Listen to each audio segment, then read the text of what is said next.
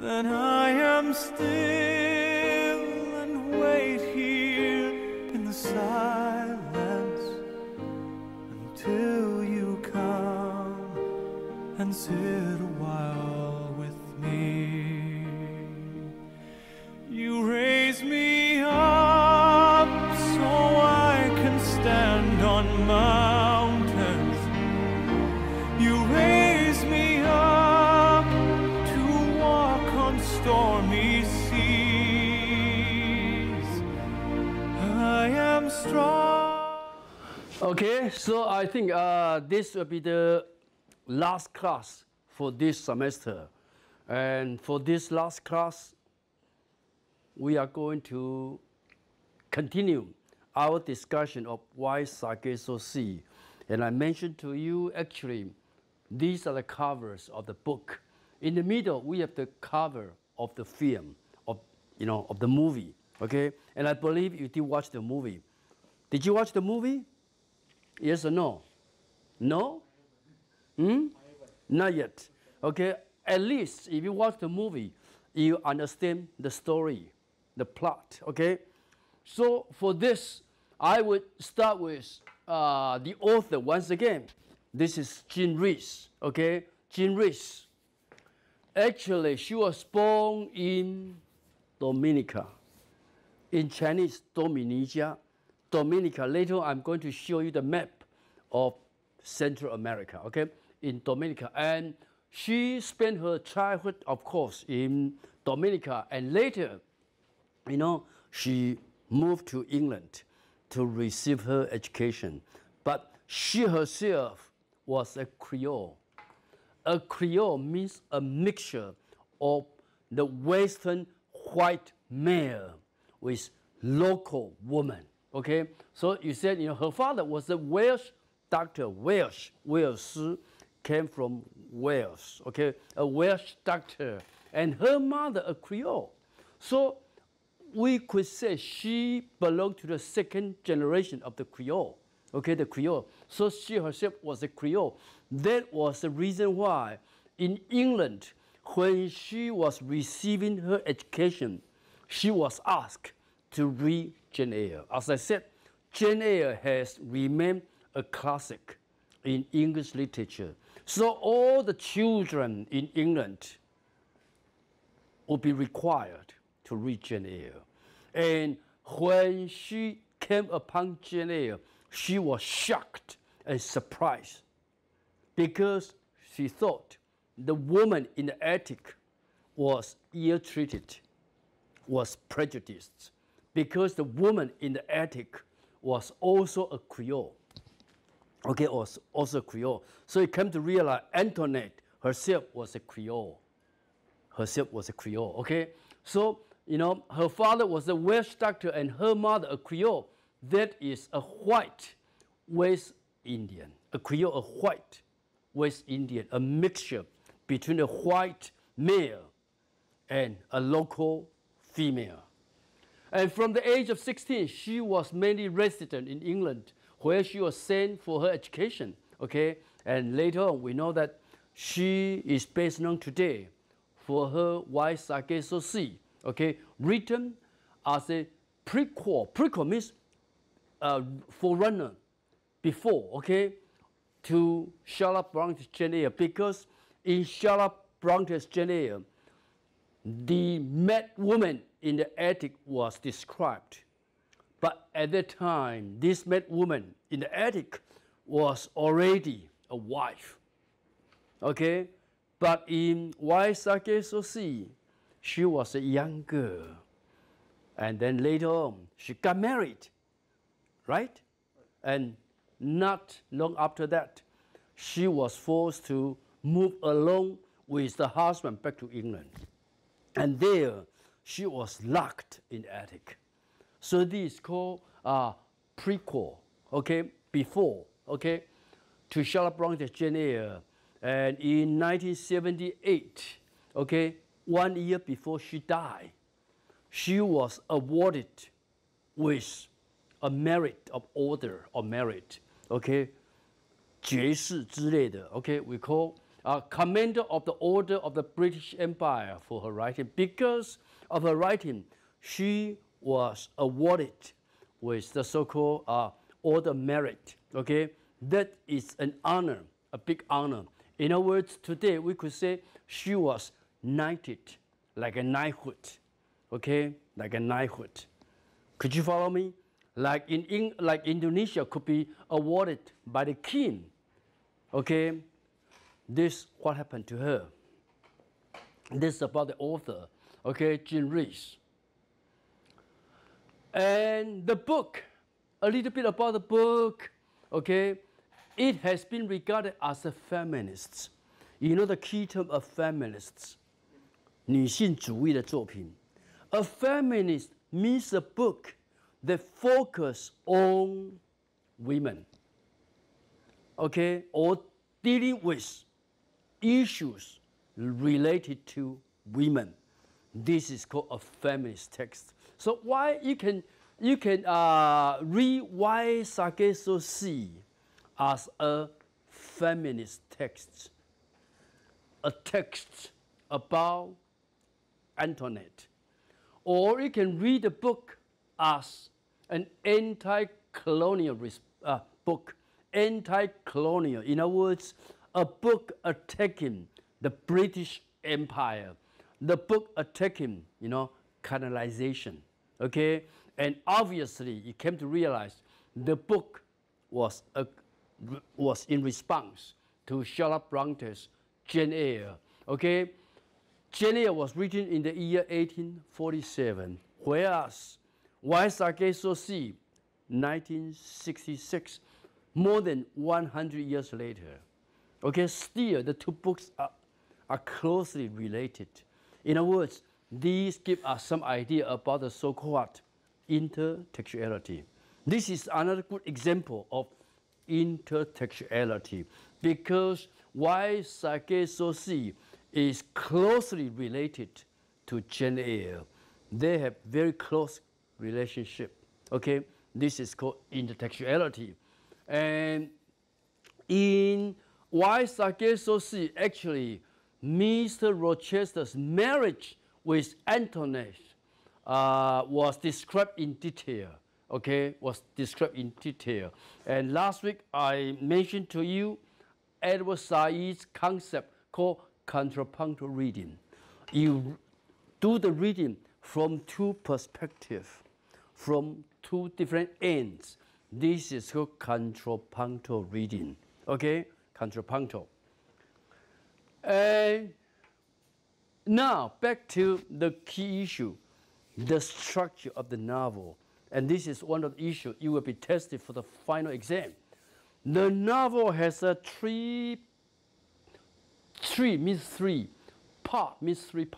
tripartite structure. That is, the novel is divided into three parts. Okay, into three parts. The first part is told in the heroine's own words, the young girl, Antoinette. So don't forget, the first part is told from the young girl's perspective. We'll move to the young girl's perspective. Okay, this is the very beginning of part one. Okay, spoken by Antoinette, the young girl. They say when trouble comes, cross ranks. And so the white people did, but we were not in their ranks. The Jamaican ladies had never approved of my mother because she pretty like pretty self, Christopher said. This is actually the beginning paragraph of the novel. The first thing for us to ask is, who is speaking here? Who is speaking? The young girl, Antoinette, is speaking. Okay? So as I said, the first part actually is told from Antoinette's perspective, from the perspective of the young girl. They say, people say, when trouble comes, close ranks. What does it mean? What does the first sentence mean? This is the beginning sentence, the very beginning. Dina, what does it mean? They say when trouble comes, close ranks. What does it mean? Anybody here? when trouble comes, people say, when trouble comes, close ranks. What does it mean by close ranks? In other words, gather together. Okay? We need to gather together when trouble comes. We need to become united when trouble comes. Close ranks. Ranks actually come from the military. A military term. Okay? 队伍,行伍 means ranks. Rank doesn't refer to class, 阶级. It refers to, group of soldiers, a group of soldiers. Because when trouble comes, the whole group of soldiers need to stand united, need to get together in order to position themselves for a better defense. Okay? Could you follow me? So cross ranks means get together, stand united. Okay? Work together as a group, as a team. So people say when trouble comes, close ranks. And so the white people did. So whenever there's trouble, the white people would always get together. Okay, as a team. This is, this has been happening in the colonies. If you watch the film, the movie, last week, okay, part of the movie I have shown to you, you come to realize there was riots. 暴动. There's riots in the book, in the movie. The local slaves, the local black people rose up to fight against, to protest against the plantation owners, right? So this is called when trouble comes. Whenever they do have the trouble, then all the white people would get together for a better defense. But the young girl said that, but we were not in their ranks. We did not belong to the white people. Don't forget, she was a Creole. A Creole is a mixture, neither white nor black, in between. So her position was quite precarious. Her position was quite shaky. She didn't belong to the white people, nor did she belong to the local people. She belonged to the so-called in-between. 不是白种人，也不是当地的人，就是一个混血儿。Okay, so her position, to me, is where her trouble comes from. Okay, so we were not in their ranks.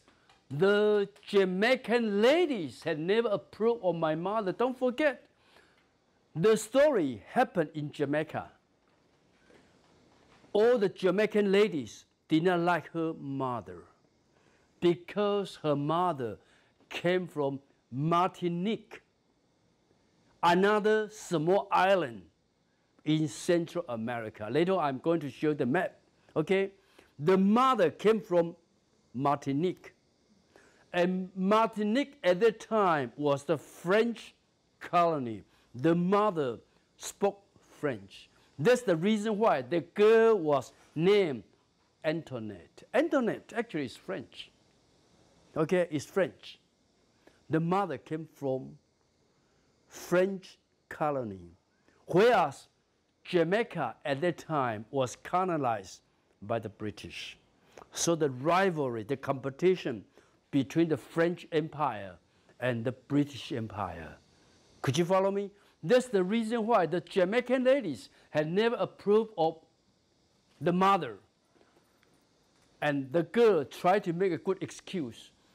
The girl did not know about the rivalry between the empires.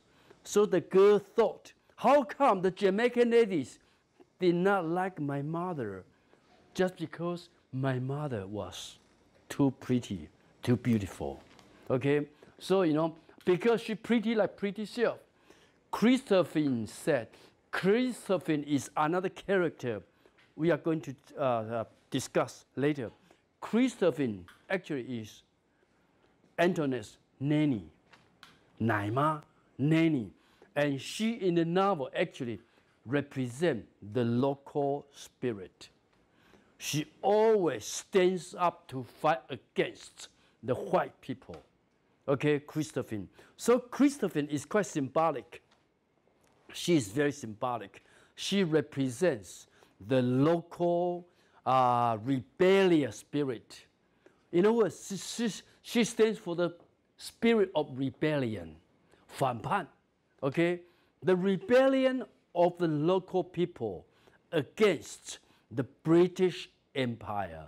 So in the book, you come to realize Christophine always laughs about England, laughs about the British Empire. And don't forget, laughter, 嘲讽.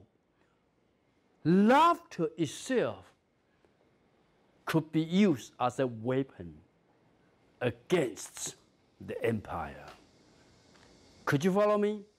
就是嘲讽可以是一个武器啊，反抗的武器。反抗什么？反抗 the empire 帝国的武器。Don't forget, okay? Because if you laugh, that means you don't take the empire too serious.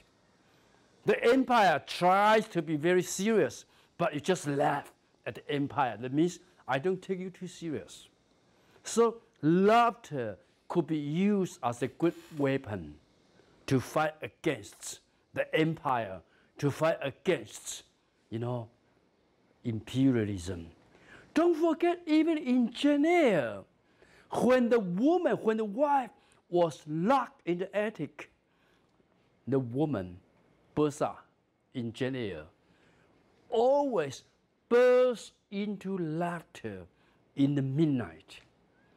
If you happen to read Jane Eyre, you come to realize the man woman in the attic always bursts into laughter.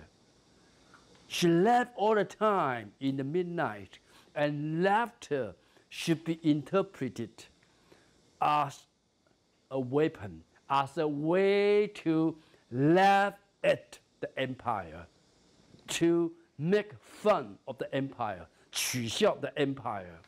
You are the empire, but I use a laughing attitude. So laughter, don't forget, could become a weapon. Okay? 一个人很正经八百，你就是要装傻、装蒜、嘲讽、嘲笑。那嘲讽、嘲笑本身就是一个武器啊。Okay, like Ian, for example, right? I'm very serious, and Ian's always laugh at me. In other words, Ian is using laughter as a what? As a weapon. Okay? Don't do that to me. Sorry. You will be in trouble. Okay, so Christophine, as I said, she stands for the so-called the spirit of rebellion, local rebellion against the British Empire. So if you have happened to finish the whole book, you come to realize Christophine in the book always laughs at the empire, laughs at what the British stands for. Okay? And the girl continued to say, she was my father's second wife. My mother was my father's second wife. So you could imagine the father must have been a plantation owner. You know plantation, right? A plantation owner. The father owns huge piece of land. He owns huge number of slaves, urging the slaves to work on his farm. And in this manner, the slave owner, the plantation owner, makes his fortune. So that's the reason why the father could afford to marry a second woman, to have a second wife. So the girl actually was born, by a mother with a husband, okay? She was my father's second wife, far too young for him, they thought. The mother was very young, whereas the father was pretty old. Okay, could be 130, 150, for example. Okay, and worse still, my mother was a Martinique girl. I just mentioned to you, the mother came from Martinique. Martinique at that time was a French colony. So I just mentioned to you the competition, the rivalry between the British and the French. Okay, that's the reason why the Jamaican ladies could never like her mother, because she came from, a rival, country. When I asked my mother, when I asked why the speaker, Anthony, when I asked my mother why so few people came to see us today, she told me that the road from Spanish Town to Colibri Estate, where we live, was very bad. And that road repairing was now a thing of the past. In other words, the girl was curious. The girl kept asking the mother, when the father was alive, they did have a lot of visitors coming from the Spanish Town. Spanish Town at that time was the capital city of Jamaica. Okay, at that time, Spanish Town was the capital city of Jamaica. And the young girl kept asking the mother, how come when the father was alive, we have so many visitors from the capital city? Now, so few visitors. Of course, time has changed. Everything has changed after the father died. The father was the plantation owner. When the father died, everything has changed. But the mother tried to make some good excuse. Okay, so the mother told the young girl, because the road from the Spanish town, from the capital city to our house was very bad. The road condition was very bad. So no people love to travel to our house. But you could imagine that's just an excuse. Okay, so the mother said, the road from Spanish Town to Colibri Estate, later on we are going to talk about Colibri Estate. Estate actually means a big house in English. The family used to live in a big house because the father was a plantation owner. The father owns a big house. The father owns huge piece of land. The father owns many slaves working for him. Okay, Colibri Estate, okay? Where we live was very bad, and that road repairing, road repairing, okay, was now a thing of the past. In other words, now nobody care about road repairing. In the past, the government would repair the road if the road was in poor condition. Now people would no longer do it, but we could easily understand it's just an excuse by the mother, okay? And then the girl said, my father, visitors, horses, even feeling safe in bed, all belong to the past. So here, we come to realize there's a good comparison between now and the past. In the past, the father was still alive. In the past, the father still owned the plantation farm.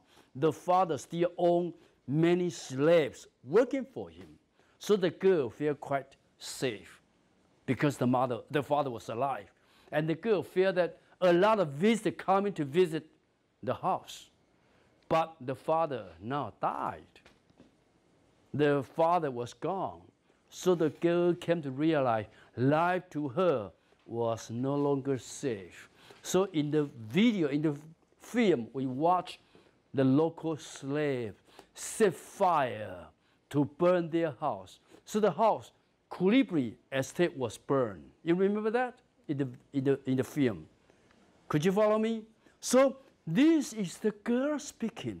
So part one begins with the perspective, the narrative of Antoinette as a young girl.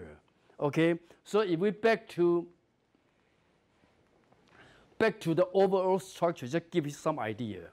So the novel has a tripartite structure. That is, the novel is divided into three parts. The first part is told in the heroine's own words, spoken, told by Antoinette as a young girl. She was very young, about 12, 13, okay? About 12 or 13. Then in the second, the young Mr. Rochester described his arrival to Jamaica. He was sent by the father to Jamaica. Ian, for what purpose? Why was young Rochester sent by the father to Jamaica? Why? If your father sent you to Jamaica, why? Probably that is caused by Why? a safer place. No. Anybody here? He was sent to Jamaica to marry a girl with a good dowry. Antoinette, okay, because Antoinette still come from a wealthy family. Don't forget, before the father died, the father owned the plantation. So she has good dowry. You know dowry in Chinese, right? 嫁妆啊，不是吗？嫁妆一牛车啊， more than 一牛车吧 right? She has good dowry. And young Rochester was dispatched by the father from England to Jamaica. Don't forget, Jamaica was already British colony. He was sent to Jamaica to marry Antoinette, to marry a girl coming from a wealthy family. How come? This is one way for the boy, for this young boy, for young Rochester to make his fortune. How come? Why did the father do this? Because he is the second Son in the family. Very good. Because Rochester was the second son in the family. In England, you came to realize all the fathers, all the family property would pass on only to the eldest son in the family. In Chinese, 我们叫长子继承. In England, the same. In China, actually, the same. Okay? In other words, when the father died, all the property would go to the eldest son. Okay? Now, of course, it could be evenly divided among children, but in the past, the property would always go to the eldest son. So the eldest son would inherit the fortune from the father, especially when the father died. The second son, he could not inherit the fortune from the father.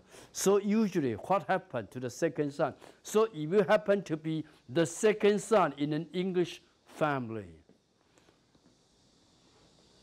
you would remain poor unless you have several choices. Number one, you become the priest of the church.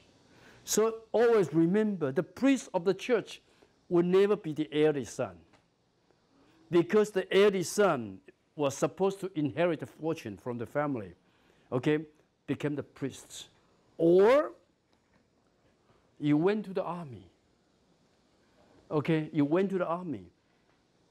In the army, because the soldiers would be sent overseas to fight for England, okay?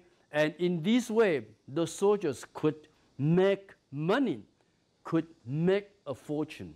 So if you happen to be the second son in the family, you either choose to become a priest of the church, okay? Or you become a soldier. So a soldier and a priest would never be the eldest son. So this second son was sent by the father, because the father realized he would pass on his fortune, his property to his eldest son. But the second son was still his son, right? He need to thought about a way, okay, to make the second son survive. So the father arrange a marriage for the second son. The second son need to travel to Jamaica to marry Antoinette. Could you follow me? So young Rochester, in the story, as I mentioned to you, in Jane Eyre, we have Mr. Rochester. But in Why Sake So Sea, the young man was never given a name. You could not find Mr. Rochester in the book. And Jean Rhys did it on purpose. Okay? Jean Rhys did it on purpose.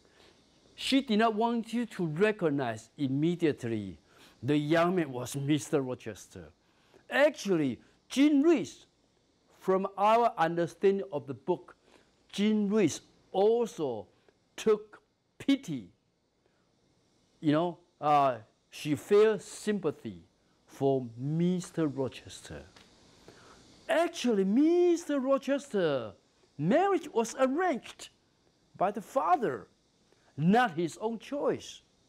So that's the reason why when you read the second part of the story, you come to realize Mr. Rochester, young Rochester, or the young man, obviously is quite, sympathetic.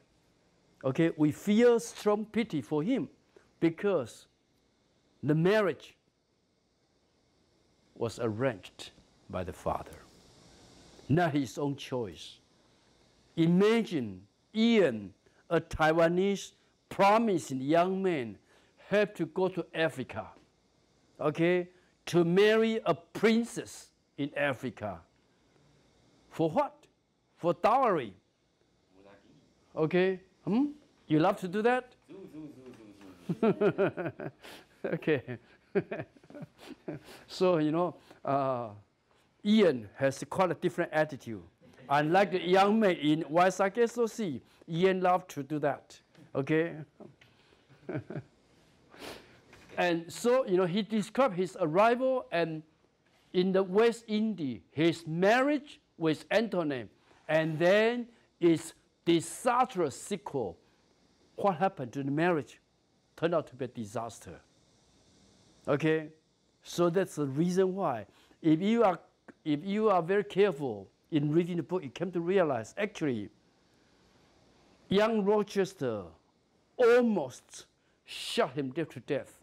He almost killed himself. He almost committed suicide because he was in despair. He could not see any hope for his own life. At the moment when he thought about committing suicide, when he thought about shooting himself to death, then what happened? Some magic happens. At that moment, he heard a voice coming from the wind. Okay, if you read Jane Eyre, you come to realize, then Mr. Rochester at that time, he was in despair. And he considered, whether to shoot himself or not. Then at that crucial moment, a certain voice coming from the wind, from the Atlantic. The Atlantic represents Europe. So at the moment of despair, a voice from Europe calling him, "My son, my poor Rochester, why do you stay in Jamaica? Why do you stay in Central America? Why don't come back to Europe? Europe is your mother. Come back, I will impress you." That kind of attitude. So to Mr. Rochester, to Charlotte Bronte, the author of Jane Eyre, Europe has remained always the mother, the center. So even at a moment of despair, Mr. Rochester hears the voice through the wind coming from Europe. We'll discuss about that later on. Okay? So the calling of the mother. Who is the mother? Europe. Like in Taiwan, right? You're in Taiwan, right? Sometimes you will feel quite frustrated. In your moment of despair, you almost consider killing yourself. But then you hear the calling of Indonesia. Okay, my daughter, Tina, coming back to me. I'm your mother, I'm Indonesia. That kind of calling. Okay, and young Rochester heard about the calling of Europe through the wind. Could you follow me? This is the second part. Let's move to the very paragraph. Okay, this is the beginning of part 2. The very beginning of part 2. Told from young Rochester's perspective. Okay, Ian, read this for us. So it was all over. Louder, please. So it was all over. The advance and retreat, the doubt and hesitation. The doubts and hesitation, the advance and retreat. So it was all over. Now, everything was finished. Everything was all over. The advance means the progress. You make some progress. And then up to the second thought, you decide to take back. You decide to retreat. Advance and retreat, showing young Rochester was always struggling. Whether to marry Anthony or not, actually, she was struggling. She experienced some inner struggling, okay? The advance and the retreat. Move forward and then move backward, okay? The advance and the retreat. The doubts and hesitation. He had doubt about the coming marriage. He also hesitated to marry Antoinette, okay? Talking about his struggling, inner struggling, whether to marry the young girl or not, because he realized the marriage is just for money, not for love. He doesn't love the woman. Okay? He marries the woman just because of her dowry. Ian would love to marry Diane, realize Diane can give you a huge dowry. Then you become wealthy, rich overnight. Okay? This is what happened to You love to do that? You want to marry for dowry? No? No, it should be yes. Why not? If you could marry for dowry, what's wrong? What's wrong? I don't think so. When you marry your girl, your woman will bring you some good fortune. Why not? What's wrong with that? Let me consider first. Let me consider first. Let you consider. You have to reconsider. If your girlfriend happened to come from a rich family, a wealthy family, and she will bring good fortune, good dowry to you, you still have to consider. Why? I think because of that, I'm afraid that she loved me just for brings me to his wealthy. So I don't think if she loves me so much because of just a wealthy or like that. She decided to buy you. Yeah. What's wrong with that? I don't want. You don't want to. I don't want. I mean, yeah. I just wanna yeah, let's struggle together. Yeah. Okay, love each other, right? And remain poor forever. Yeah. I don't think this is. I don't think you would take that. Okay, you marry, of course, for love, but also for dowry too. Okay, you can have both at one time. Love and dowry. This is what Ian is looking for. For love and for dowry at the same time. Yeah, that's true. Everybody loves to do that. You marry for love and for dowry at the same time. Marry for love and wealth at the same time. Dina, right? Yes. You would love to do that, right? Yeah? Yeah. Realistic. Being realistic is important. Okay. Now we'll continue here. Everything finished for better, for worse. In other words, the young man was not sure whether he did it for better or for worse. But at least everything was finished. It's over. There we were, we. Who are the we? Okay? There we were, sheltering, protecting from the heavy rain under large mango tree. Don't forget, after the ceremony, after the marriage, they went for a honeymoon. Went to a high mountain, okay, for a honeymoon. And of course, it rained a lot. So they tried to find some shelter under a huge mango tree, mango tree, okay? And then we refer to myself, okay, the young man, my wife, Antoinette, and then a little girl called Emily. Okay, if you watch the film, you came to realize actually Emily had sex with the young man even after the marriage. Okay, so Emily played the third party in the story. She became the third party in the story. In Chinese, 就小三嘛. Okay, Emily was the 小三 in the story. Okay, Emily. A girl, a little girl, half caste because she's of mixed racial ancestry. In other words, also a mixture, okay? Who was called Emily. Under a neighboring tree, I could see our luggage covered with sacking, the two porters, and a boy holding fresh horses, hired to carry us up 2,000 feet to the waiting honeymoon house. So they were on their way to spend their honeymoon. And this is the voice from young Rochester.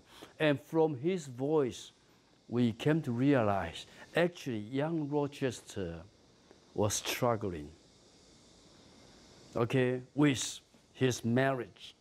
To marry or not, to him is a question, okay, struggling. If we come to the second part, okay, it had been arranged, the marriage had been arranged, okay, or the event had been arranged that we would leave Spanish Town. I mentioned to you, this is the capital city of Jamaica at that time, Spanish Town, okay? We would leave Spanish Town immediately after the wedding ceremony and spend the weeks in one of the Windward Island at a small estate which had belonged to Anthony's mother. So the mother owned a small estate, okay? And they went to Anthony's mother's estate for the honeymoon, okay? As I said, estate referred to a big house, okay? The mother owned an estate. Don't forget, the mother married a plantation owner, okay? So she might have the estate as, you know, part of the marriage, okay? And then the son said, I agree. I refer to young Rochester. I agree, as I have agreed to everything else. So you see, he is complaining here. I agree. I could not but agree. I agree with everything you have arranged for me. Actually, he is speaking to whom? To the father. Young Rochester, actually, here is speaking to the father in England. Don't forget, if you have read the novel, in part 2, this young man every day was thinking about his letter to the father. He tried to send a letter back to the father, telling the father what happened to him. The letter was written, but the letter was never sent. So in part 2, one important, one important fact about, for the reader to know about, the young man, actually, was his letter to the father. Okay. Okay. Then the young man kept, continued speaking. She held up her writing habit. here, habit doesn't mean one's good habit or bad habit. Habit refers to clothes, riding clothes. 骑马的服装，骑马的装扮。She helped her riding habit. She referred to Antoinette. Okay, my young wife, because both were riding the horse. So she said, my young wife helped her riding habit. 把她的这个什么骑马的那个服装呢，把它拉起来。In other words, the young wife was acting unlike a proper lady. So she did not behave properly. In the eyes of young Rochester, the wife obviously was not ladylike. She was not a lady. Okay? And that's the reason why the Mr. Rochester could never love the girl he married. Because in his eye, the girl was a stranger to him. Okay? So she helped her riding habit and ran across the street. I watched her critically. The key word is critically. I refer to young Rochester. The husband was looking at the wife in a very critical manner. Okay? Long set, dark alien eyes. The wife had dark eyes, has set eyes, long eyes, but alien, strange. Creole or pure English descent, she may be, but they are not English or European either. So in the beginning of the marriage, after the marriage, the husband immediately realized the wife belonged to another race. The wife could not share the same cultural heritage with him. Okay, so the husband turned out to be very, very critical in the moment. Okay? So this is the speaking of young Rochester. This is in part 2. Okay? So came to realize, okay, the structure. The second part. The last part is once more narrated by his wife. So first part is narrated by Antoinette as a young girl. The second part is narrated by the husband, by young Rochester. The third part is once again narrated by Antoinette. But at that time, Antoinette was already a wife. And she was already back to England with the husband. So the third part actually is told from the attic. Okay? So the last part is once more narrated by his wife, but the scene is now England. And she rises from the attic room in Thornfield Hall. Thornfield Hall is Mr. Rochester's estate in England, 庄园, big house. Okay?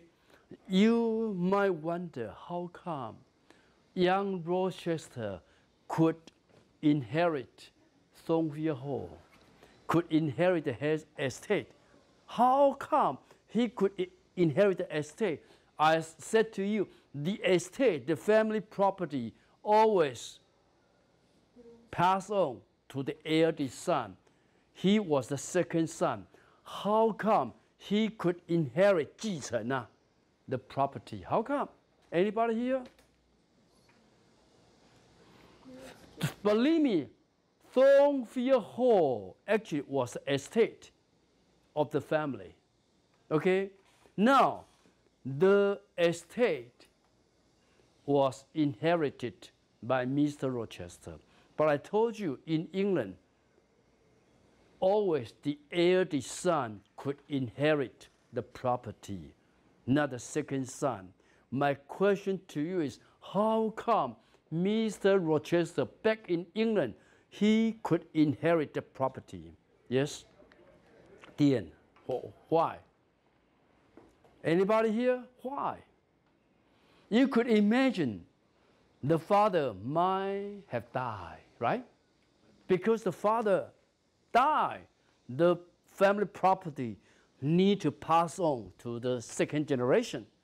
Then why not to the eldest son? Why not the eldest son inherit the family property? Ian, why? Use your imagination. Why? Because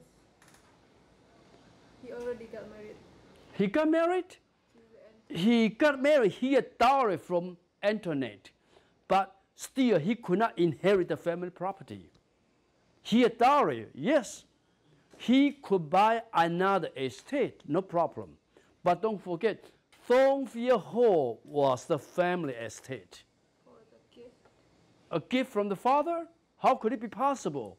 The tradition was the family property would always pass on to the eldest son.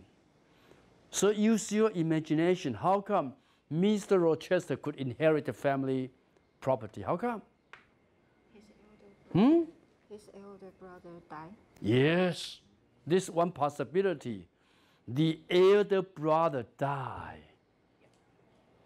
And he became the only heir, the only son who could inherit the property. If we learn from the story or from Jane Eyre, yes, the elder brother died of accident. The elder brother died. So he was the only son left. He then inherited property.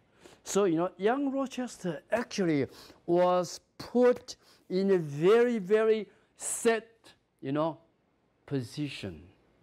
If he had known earlier that his elder brother would die, he wouldn't take the trouble to travel 1,000 miles away to Jamaica to marry a Creole. But that's fate. Right? That's fate. 命运嘛. How did he know? His elder brother would have died of an accident. If he had known earlier, of course, he would never take this trouble. But of course, he could never know. Okay? He could never know. So that's the reason why he inherited the property of the family. Thornfield Hall. Okay? And in the third part of Why Sake So See, the voice, once again, is Antoinette. But this time, it's not a voice of a young girl.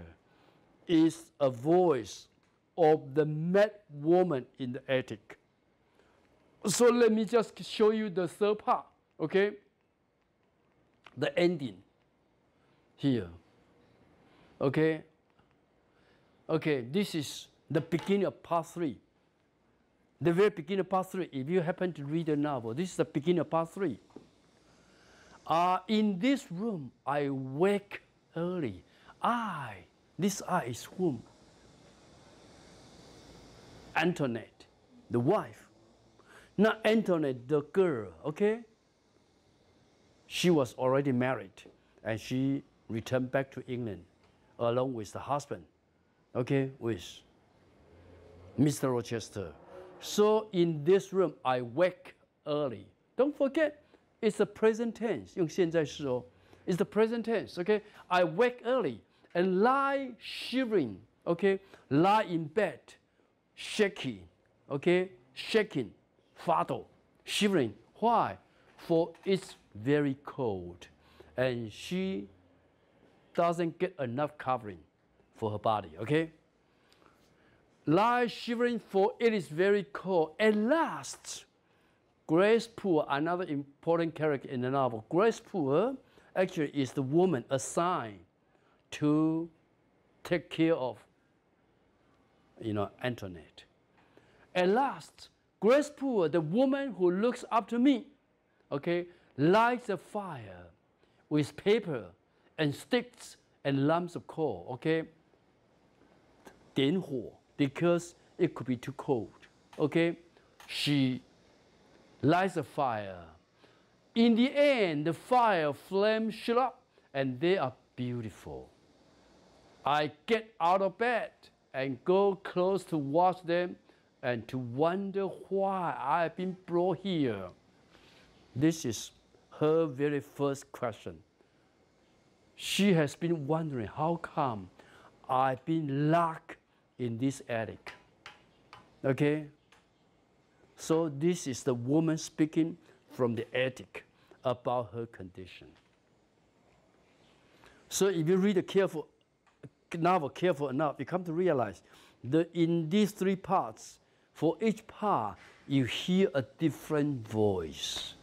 Part one, voice of a young Antoinette. Part two, the voice of young Rochester. Part three, the voice of the mad woman in the attic. Antoinette, then already a wife, and already back to England. Could you follow me? Any questions so far about this? Do you have any questions so far? Yes or no? Any question? Okay, so we take a short break. Okay, we take a short break. And later on, after the short break, we'll continue our discussion. Okay? Yeah, take a short break. So let's resume, let's continue. So in reading the novel, Why Sake So See, you in particular need to pay attention to the so-called narrative perspectives, point of view, because in each part of the novel, we hear, different voices. So in part one, you have to make sure who is speaking, and who is speaking in part two. Also, in the third part, the last part, who is again speaking, okay? And then I think, we talk about, as I mentioned, talk about contextuality. Actually, this is also a concept you will be tested for the final. Contextuality talks about the social setting, the historical setting, even the political setting of the novel. And Why Sake So See is set in Jamaica. Not just in Jamaica, also in Dominica. Okay? Jamaica, 牙买加, Dominica, Dominica. Actually, Jean Rees was born in Dominica. Jean Rees was born in Dominica. Okay? Dominica. During the 1830s. So this is the time of the novel. These two are the so-called places of the novel where the story takes place. Okay? When England and France were fighting over the control of colonies, last week we talked about the rival empires. Then another island that is also mentioned in the novel is Martinique. You remember the mother came from Martinique. Okay, in 1839, Martinique was a French colony, and Jamaica was an English colony. France and England were political, economic, cultural, and religious rivals, both not just in Europe, also in the Caribbean. Caribbean 是加勒比海 Caribbean, okay? The ocean, okay, that surrounds the so-called Central America. Okay, so I'm going to give you some idea about Central America. This is Mexico, and above Mexico, you could imagine a big land is America. Upper America is Canada. So North America actually only, have three big countries: Canada, America, and Mexico. So these three countries are all very big. Of course, Canada, in terms of the land, Canada is even bigger than the United States, okay, and then Mexico. And then starting from here, down here, this is called Central America, but still it's landlocked, okay? 是陆地, okay, here. But Central America doesn't refer to this part okay, between North America and South America. Not just this part, also refer to the island states here, all the small countries, okay, here. We have, you know, Cuba here, Cuba. Then we have Jamaica here, Jamaica. Okay, so in the novel, Jamaica, now the capital city of Jamaica is changed into Kingston. Okay, after the British took over the island, used to be Spanish town. Don't forget, Jamaica was first colonized by the Spanish. So it was called Spanish town. In the novel, it's still Spanish town. Okay, Spanish town, because it was first colonized by the Spanish. And later on, when the British took over the island, they changed the name of the capital city from Spanish town to here, Kingston. Kingston actually means King's town. They spell together mean Kingston. King's town, the town of the king. Okay, used to be the town of the Spanish. Now the town of the king, the Kingston. Today it's still called Kingston. Okay, it's still called Kingston. Okay, this is Jamaica. Actually, Jamaica and some other small island here, okay, just in the south of the United States. This is called Florida. Florida, okay, here. So these island states and these countries are the so-called Central America, okay? So just give you some idea. Spanish town named for its Spanish founders in 1525 was the capital of Jamaica from this time until 1872. Don't forget, the story takes place in 1830s. I just mentioned to you, in 1830s. The town was renamed Kingston only after 1872. So that's the reason why in the novel you still come upon Spanish town, okay? When the capital became Kingston, Jamaica was captured from the Spanish in this year and became a British colony in 1670. You know, it's about more than 200 years ago, but they just renamed the capital city 200 years later, okay? Then this is map of Central America. You see here, Mexico here, right? And all these countries, this is landlocked, okay? From North America down to South America here. But these are island states, islands which have become countries. So these two parts here are the so-called Central America, okay? So we have here, we have Jamaica here, right? Jamaica here, you can see Jamaica here. You know, this is the called West Indies here, okay? We have, I think Martinique should be here. Where is Martinique? I think around Martinique. Around these small islands, Martinique. Where? In between the small islands, like Dominica, Montserrat, Antigua, Bermuda, Martinique. Can you show it to me? Martinique? But I'm not sure. No, Martinique. I think around this one. Okay, here, right? Yeah, Martinique. Okay. So we have, you know, Jamaica, we have Dominica, we have Martinique, and don't forget this is called Bahama Island. Bahama Islands are the very islands where Christopher Columbus landed. Christopher Columbus had 4 voyages from Europe, trying to discover, you know, India, he always landed here. Okay, Bahama Island. Okay, Bahama 群岛, where Christopher Columbus landed here. Okay, so you see, these areas are the so-called Central America. And the story happened here.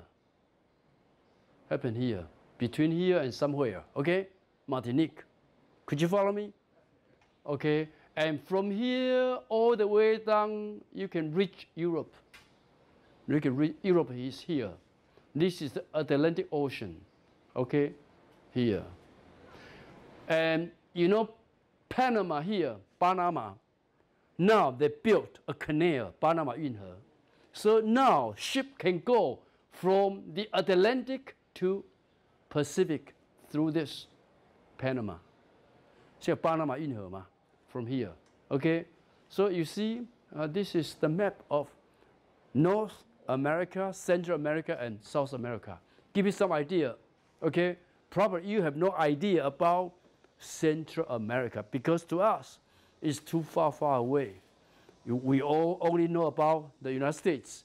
We know about Canada, sometimes Mexico, but not people know about Central America.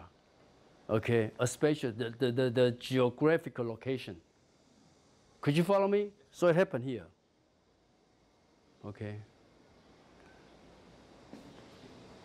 So not too far away from Europe. If you travel from here to Europe by airplane, by flight, about 5 or 6 hours. Like from here, from Taipei to Indonesia, yeah, about the same, distance. Okay. Okay. So I mentioned to you the beginning of part 1, Anthony speaking, and then this will continue with her voice in the beginning. Another day, I heard her talking to Mr. Latreille. I heard her is her mother, the mother. Young Anthony heard her mother talking to Mr. Latreille, our neighbor and her only friend, because the mother came from Martinique, and the Jamaican ladies did not like her. So the mother did not have many friends. And she might have this one friend, Mr. Latreille. Of course, they have their own misfortune still waiting for the compensation the English promised when the Emancipation Act was passed. I think I have to mention this to you. The Emancipation Act, what does it mean? What does it refer to? So even from the text, you can read a lot of history behind the texts. That's the reason why I mentioned to you when you read a text, you need to consider the so-called contextuality. A lot of history lies behind the texts. What is meant by the Emancipation Act? Emancipate or emancipation means set free, to liberate, set free. Okay? The Emancipation Act refers to the law, okay, that condemn the slavery, that, announce slavery as a trade is illegal, is unlawful. So after the passing of this act, this law, in 1833, okay, all the slaves were set free. Because according to the law, slavery was considered illegal. So the outlawing, okay, slavery, condemning slavery as illegal in Britain and in all its colonies. So if you watch the movie, you came to realize the local slaves refused to work for the plantation. How come they refused to work? Because these slaves realized slavery was no longer legal. And because this plantation owner now could not own slaves, so the British government promised to offer compensation. Okay? To offer compensation. So Mr. Latreille was one of the owners of plantation. And he realized the slave could no longer work for him. If he wanted to have the slave work for him, he needed to pay the slave. So he was waiting for the compensation in terms of money from the government. And he had been waiting and waiting, and the money has never arrived. So eventually, he became bankrupt. Okay? Bankrupt 就破产嘛. He became bankrupt. So what happened to him? He committed suicide. Okay? See?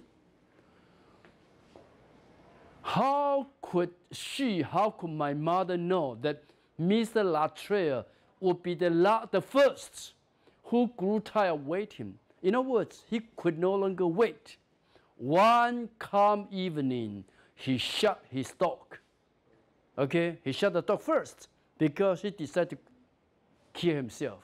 He shot his dog, swam out to sea, 游向海上, swam out to sea and was gone for always, forever. So that's how he committed suicide. In other words, he chose to drown himself to death. 淹死自己. Jump to the ocean. Okay? Could you follow me? You could jump to the river to get drowned, right? Jump to the ocean. No agent came from England to look after his property. It's called Nails and Nests. That is his property. So you could imagine Mr. Latreille was bankrupt. That's the reason why he had to choose to kill himself. You know, bankrupt. So a lot of history, when you read the text, you need to learn about all this history behind the text. This is called contextuality. So it talks about this, the Emancipation Act. And because of this, you, as a reader, become aware of the fact that slavery was abolished in the year 1833. And because of the abolishment of slavery, the plantation owner could no longer have slaves working for them, right? Could you follow me?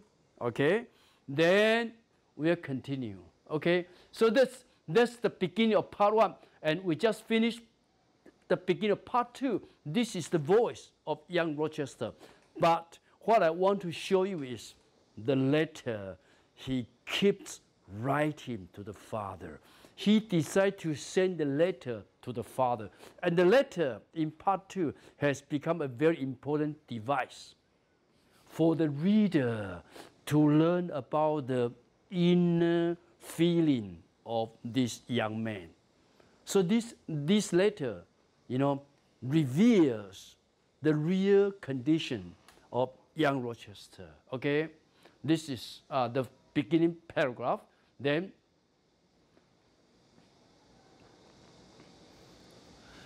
he begins with, I thought about the letter. Okay? I thought about the letter, which should have been written to England a week ago. Then the letter always begins with, Dear Father. He kept writing, Dear Father, Dear Father, Dear Father. Every day he was thinking about the letter. He kept writing the letter. But the fact was, the letter was never delivered. He found it impossible to send the letter back to England because he did not want the father to learn about his real condition, his real situation. Because from the father's perspective, the marriage turned out to be a big success because the son could inherit property. the son married for dowry. But from young Rochester's perspective, the marriage was a total disaster. So he did not have the heart to tell the father the real situation. So he decided to send the letter back to the father, but he kept postponing, until at the end, the letter was never sent back. Okay? So pay attention to the letter. It happens all the time in the novel, especially in the second part. I thought about the letter which should have been written to England, should have been written. In other words, the letter was not written yet. The letter was in his brain. He was thinking about the letter. Okay? From the grammar, from the verb tense, you realize the letter was not written yet. Should have been written, but not written yet. Okay? Dear father, okay. Then, dear father, then here he said, everything is too much. Okay? This is not in the letter, okay? This is his voice to the reader. Everything is too much now. Young Rochester feels everything is too much. Color is too much. Green is too green. Red is too red. The girl is too beautiful. Okay, everything is too much, okay? So everything is too much. I feel as I rode wearied after her. They were riding horses. The woman ahead, okay? The husband behind. So they were riding horses up to the mountain for their honeymoon, okay? And then the husband, the young man, began to feel what? I feel as I rode wearily. Wearily is a key word. Weary means very tiresome. He felt tired about his new marriage. Ian, imagine you just married today, and this evening you start to feel tired. Tired of your wife. Okay? Yes. That's the reason why he was thinking about having a divorce. But at that time, having a divorce would become a big disgrace to the family. Okay? Like even in Indonesia today, if, for example, Ilya, right? You marry today and tomorrow you divorce your wife. That would be a disaster to your family. Is that right? Yeah. Even in Indonesia today, it will become a disaster. In Taiwan, it might happen. I used to know a friend who got married at noon through the court. They went to the court, okay, to ask for permission for marriage around 11:30 in the morning. Okay, in the morning they got married. Then before the sun sets, they decided to have a divorce. So marriage and divorce in one single day. That's a new record, right? Dear, you can think about this. Break this new record. Marry now and next minute divorce. But at that time, having a divorce means a big disgrace to the family. Okay? So the key word is wearily. Weary means very tiresome. Okay? Too much blue. The sky to him is too much blue. Okay? Too much purple. Okay? Too much green. Everything is too much. And the woman is a stranger. Don't forget, it's his honeymoon. And suddenly he realized the woman is a stranger. Okay? The woman is a stranger. Her pleading expression, pleading means asking. The girl, it seems to him, the girl is always asking. Her pleading expression annoys me, troubles me. I have not bought her, she has bought me. Okay? Dowry, marriage, money. So it brings our attention to the fact that actually it's a marriage for dowry, not a marriage for genuine love. Okay? Could you follow me? I have not bought her, 不是买了她。Instead, she has bought me all sorts of things. So the young man realized the real situation. It's a marriage for money. It's a marriage for dowry, not a marriage for genuine love. So, dear father, that's on page 41. Then, if we move to, page 41, continue. Then this is what he tried to tell the father. Okay, this is the content of the letter. Of course, the letter was not sent. Dear father, the 30,000 pounds. 30,000 pounds is a lot of money. Okay? Today, 30,000 pounds could mean 6 million NT dollars. That's a lot. Okay, 6 million NT dollars. 至少有600万台币啊。Okay, the 30,000 pounds have been paid to me. Me refer to the young Rochester.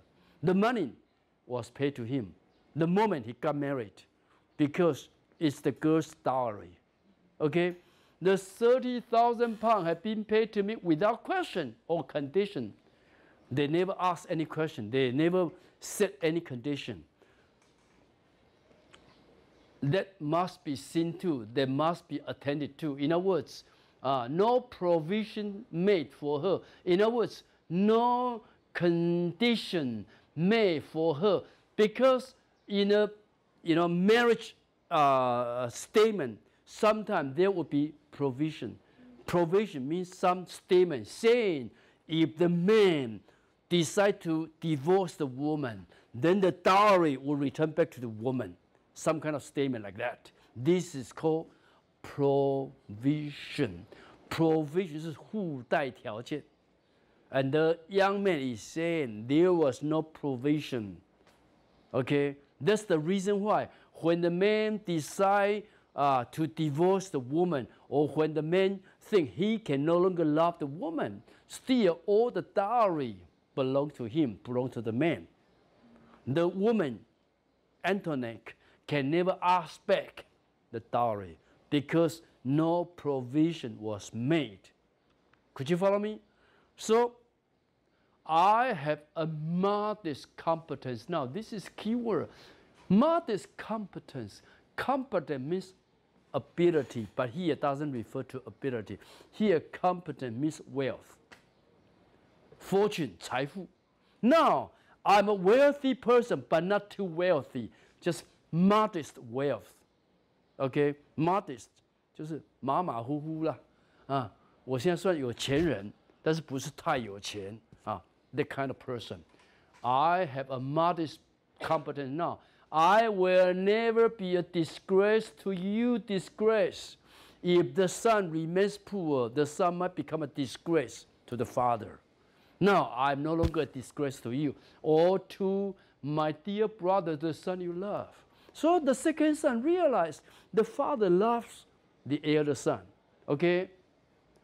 No begging letter. So here describes the sad situation that belong to the second son. If you are the second son, you would have this kind of, disgracing condition.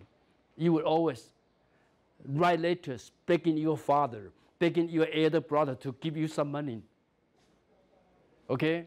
So, no begging letter. 不会再写信给你乞讨啦。No begging letter. Okay? No begging letter. No mean requests. I will never make any request to you. Okay? None of the furtive. Furtive means secretive. 鬼鬼祟祟的。Shabby means dishonest. Maneuver means strategies. The second son always used different strategies to trying to get money from the father. But now he said, now I have my own wealth. I don't have to do this. So from the passage, you come to realize the poor condition, the sad situation of being a second son. Okay? No none of the furtive, shabby maneuver of a younger son. I have sold my soul, or you have sold it. 把灵魂出卖了，对不对？国里对不对？把灵魂出卖了，出卖给谁啊？钱啊 ，money， 钱神 how to say the God of money? There's a name for the God of money, right? 钱神有一个名字嘛 how to call the God of money? 啊 how to call the name of the God of money? Mammon. Mammon, okay, Mammon. So he has sold his soul to Mammon, okay? I have sold my soul, or you have sold it. And then the question is, and after all, is that such a bad bargain? So the young man was still thinking whether the marriage was a good bargain or a bad bargain. Right? After all, he said, is it a bad bargain or a good bargain? He could not tell. Perhaps could be a good bargain. Perhaps could be a bad bargain. So obviously he was in doubt all the time. Okay? The girl, my wife, is thought to be beautiful. She's beautiful. Okay? And yet, he left something unsaid. She's beautiful, and yet, what would he try to say? She is beautiful, and yet. She is not England nor Europe. She is beautiful, and yet she is not proper. She is not a proper lady. She doesn't have good manners. This is what he tried to say. A wild girl, a rude, wild, impolite. Could you follow me? So you see, the young man was looking at the wife from a different and critical perspective. Okay? So, and yet, then, if you come upon page 39, 41, 45, 97, all these are pages that refer to the letter. I mention this to you because the letter become a very important source for us to learn about the real situation of the young man. Because he chose not to tell too much to the reader. So through the letter, we learn about his real condition, his real situation. So the letter is a way of storytelling. Okay?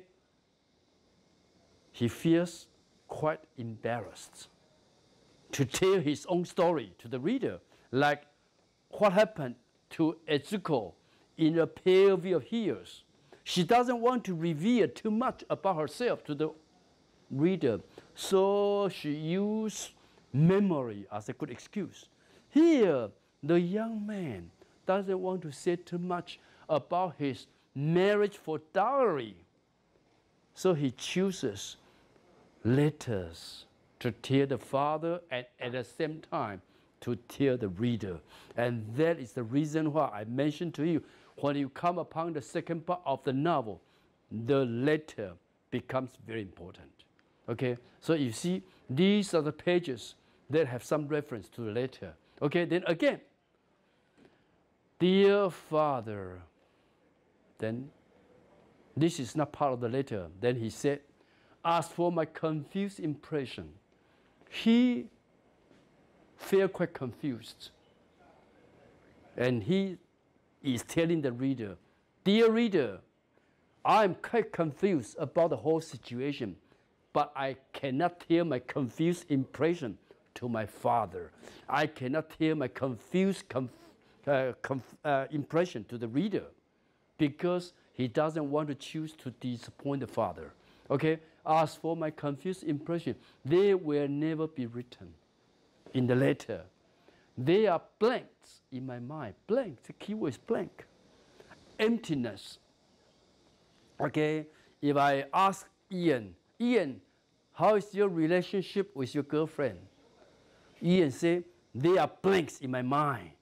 Then I don't have to ask further. I totally understand his feeling. They are blanks in my mind. Okay? So, Ilya, you don't have to say too much. If I ask, how about your relationship with your girlfriend, right? you just simply answer me. There are blanks in my mind. Then I totally understand your feeling. Okay? Emptiness. Okay, emptiness. Not joy, not happiness, but emptiness in your mind. Okay? There are blanks in my mind that cannot be filled up. Okay? Always something, some discontent, some dissatisfaction in him. Okay. This is very interesting, the letter. So we'll continue to talk about the letter. It's on page 97. He always remember the letter he need to write back to the father, but he choose never to write the letter. But in order not to forget what he want to say to the father, he keep thinking all the time about the letter. So I spoke aloud as I walk. I spoke the letter I meant to write. Ian tried to send me a letter telling me he feel quite sorry because last week he did not attend the class. Okay? And he kept postponing writing the letter. Then he walked and speak out loud the kind of letter he tried to write to me for fear that he might forget the letter, right? So this is what happened to this young man, okay? I spoke aloud as I walked. I spoke the letter I meant to write. So sometimes I just spoke out, okay? 郭丽颖，对不对？要写一封信就天天去念就好了。Then eventually you will remember the letter. Okay, now this is the letter. Okay. I know that you planned this, the father, you. I know, Father, you planned this marriage because you want to be rid of me. You want to get rid of me. Because if I stay with you, I might beg for some family property. You had no love at all for me. This is a complaint from the second son. The second son was telling the father, obviously, you have no love for me, nor have my brother any love for me. Your plan succeeded because I was too young. This is, something for us to remember. When Jim Reese chose to write a story from the perspective of Mr. Rochester, actually, Jim Reese was not too critical of Mr. Rochester. Mr. Rochester ill-treat the wife, lock her in the attic. But from Jim Reese's perspective, Mr. Rochester actually, he was also innocent because his marriage was arranged by the father. So that is the reason why in Why Sake So See, when we read about young Rochester, we come to realize Jim Reese actually was not too critical of the young man because the author also believed the young man was the scapegoat. 一个什么代罪羔羊啊 of the father. Okay? So, dear father, okay? Dear father, all the time. Unforeseen circumstances. Some circumstances that was not foreseen by me. Circumstances, at least unforeseen by me, have forced me to make this decision. He doesn't say clearly what kind of decision he has made, but from the line, between the line, we learn about what kind of decision he has made. The decision to divorce the wife. Okay? So he asked the father, I'm certain that you know or can guess what has happened. And I'm certain you will believe that the less you talk to anyone about my affair, especially my marriage, the better. Don't mention my marriage to this woman. Because the more you talk about my marriage, the more trouble you will have. So he's warning the father never to mention his marriage to any persons. Okay? this is in your interest. 为你好啊。This is in your interest as well as mine. You will hear from me again soon, I hope. So this is the kind of letter he keeps writing to the father. But as I said, the letters have never been sent. Okay, but from the letter, we learn about the real situation. Now here, we come to realize he decided to divorce the wife. Okay, otherwise we don't know. But through this letter, okay, and I just mentioned the ending, but this is from Jane Eyre. This is from Jane Eyre. I just quote this passage from you, for you. This exactly from Charlotte Bronte's Jane Eyre. This is not in Why Sake So See. Okay, so Rochester in Jane Eyre talks about his own story. To whom? To Jane Eyre. Because he wants to propose a marriage to Jane Eyre. So he needs to tell Jane Eyre his own adventure, his own story. And this is something he told Jane Eyre. Okay? So what did Rochester say? I meant to shoot myself, to kill himself. 一枪打死自己. I meant to shoot myself.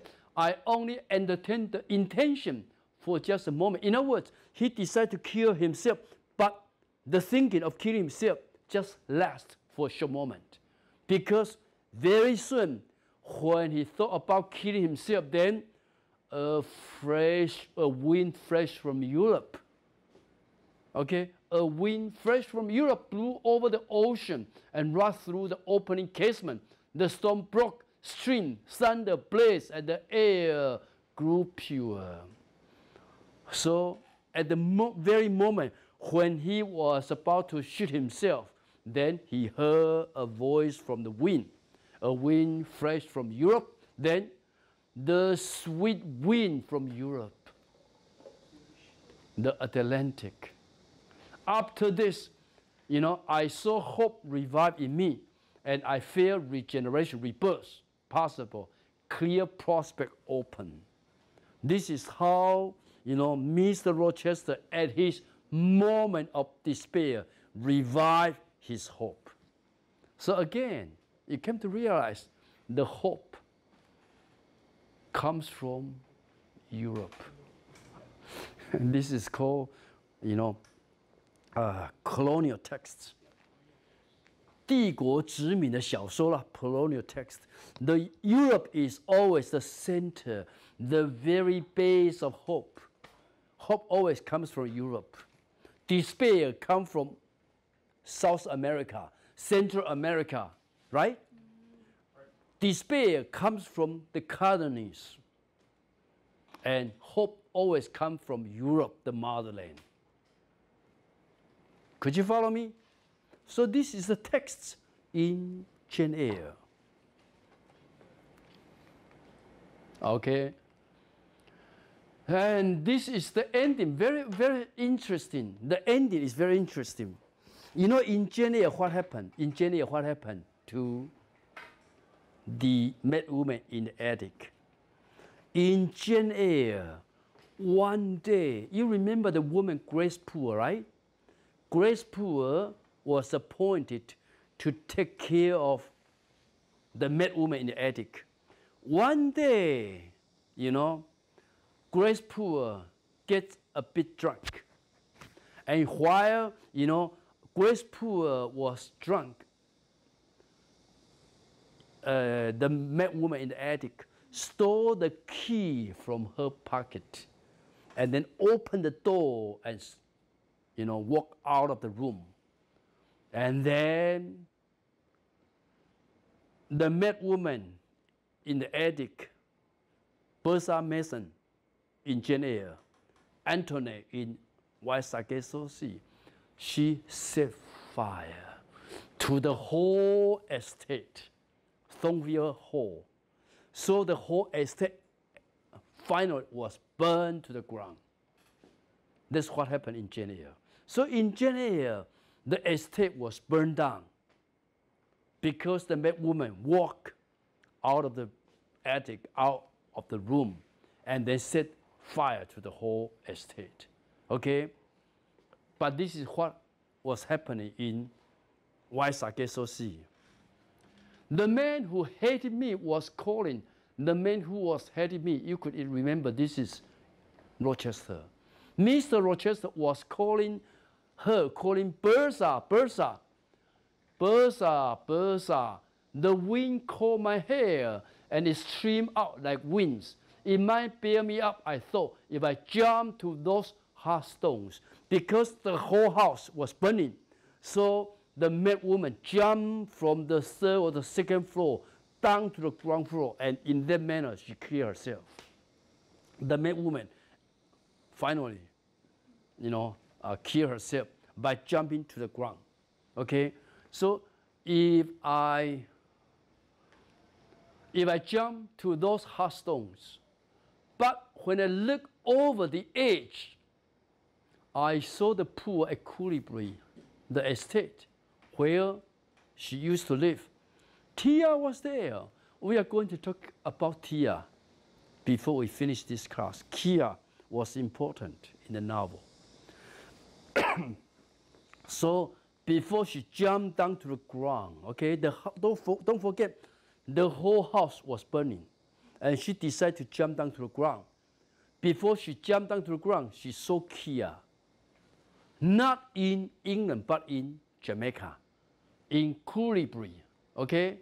Tia was there. She beckoned to me. She waved to me, 跟她招手. And when I hesitated, she laughed.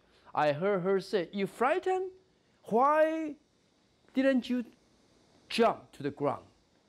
And I hear the man's voice, "Bertha, Bertha." All this I saw and heard in a fraction of a second.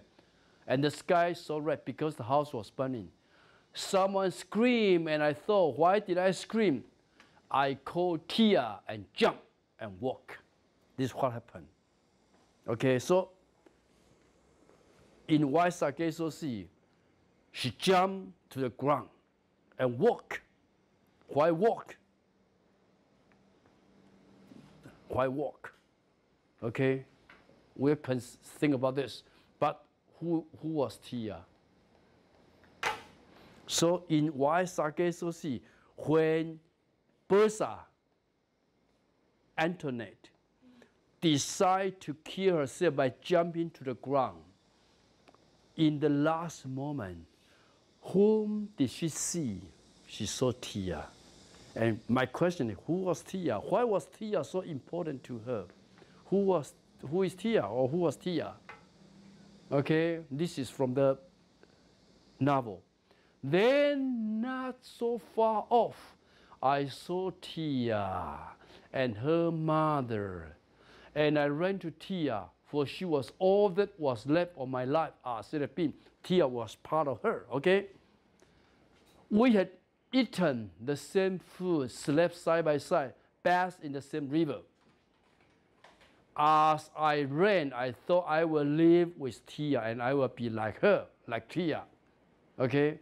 When I was close to Tia, I saw the jagged stone in her hand. In other words, Tia was holding a stone in her hand, and the stone was jagged, 就是崎岖不平的, not very smooth. Okay, Tia was holding a stone, and Tia was throwing the stone at Antoinette. Okay, so what happened?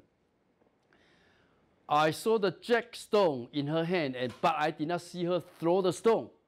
I did not feel it either, only something wet running down my face. So the stone hit her head, and blood began to run down her face. Okay? I looked at her, and I saw her face crumple, 皱起来. She began to cry. Tia began to cry because Tia realized she hit the stone. She threw the stone at me, and I was bleeding. Okay? Then the key passage is, we stare at each other. Tia looked at her, and she looked at Tia. 彼此相看. We stare at each other. Blood on my face because Antoinette was having blood on her face because Tia just threw the stone at her. Okay? Blood on my face. tears on her eyes, on her face. Then, the very important passage, it was as if I saw myself like in a looking glass. What does it mean? So she was Tia, Tia was her. The mirror, you know what I mean? The mirror image. You look at the mirror, 你看着镜片吗? You will see yourself reflected on the mirror. That's Tia to her. So my question back to you, who is Tia? Who is Tia? Who? Anybody? You could argue Tia is Antoinette's second self. She has two selves, okay? One is the local self. The other is the European self. Don't forget, she is a Creole. She is a mixture with two different types of blood. Blood from the West, from Europe, blood from the local. And Tia represents her local self. So at the end, she comes to realize for all her efforts, she belonged to the locals. She doesn't belong to the white. She doesn't belong to the Europeans. That's what happened at the end. In other words, you could argue at the end, Antoinette, for all her name, for all her efforts, she come to realize Jamaica, West Indies should be her home forever. So that's the reason why when she decided to jump to the ground, she saw Tia waving to her, beckoning to her, asking her to return. Home returning. Okay, back to Jamaica, back to Central America. Tia seems to say Europe cannot take you, okay, back to your home. And your home is Jamaica. Okay, so Tia plays a very important part in the story.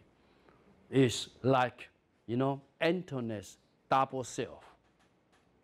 Okay? The mirror image. You look at the mirror, you see your own reflection, right? And your reflection is actually it's you yourself. So Tia should be Antoinette herself. Okay? Tia without the European blood should be Antoinette herself. Could you follow me? So the novel actually is very interesting. Okay? If you try to finish the novel from this perspective, you come to realize, you know, why Sake Soshi is a very engaging story. But you need to have that background knowledge of Jane Eyre in mind. That's the point. If you haven't read Jane Eyre, I don't think you can highly appreciate why Sake Soshi, because Jane Eyre lies in the background of the story. Any questions? Okay. I am strong when I am on your shoulder.